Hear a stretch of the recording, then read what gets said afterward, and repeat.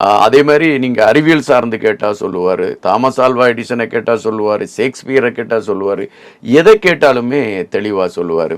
அவருடைய இழப்புங்கிறது வந்து தமிழ் திரையுலகத்திற்கும் தமிழ் மக்களுக்கும் எப்படி ஒரு பெரிய இழப்போ, அதுபோல் அவரை சார்ந்த எங்களை போன்றவர்களுக்கும் அவர் ஒரு பெரிய இழப்பு. அவர் ஒரே ஒரு வருத்தம் மட்டும் அவருக்கு இருந்து அதையே நான் பதிவு பண்ணிடுறேன்.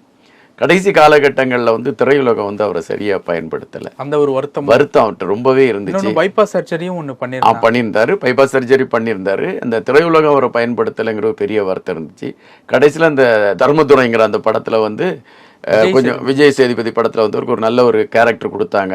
அது பெருமையா, ஆமா, அது ஒரு பெருமையா சொல்லுவார், நல்ல கேரக்டர்டா பேசும்படியா, இந்த கேரக்டர் நான் எவ்வளவு தூரம் நடிச்சிருக்கேன், ஆனா இந்த சினிமா பயக்களுக்கு என்ன புரிஞ்சு இன்னும் கேரக்டர் தர முடியல அப்படின்னு வருத்தப்பட்டாரு.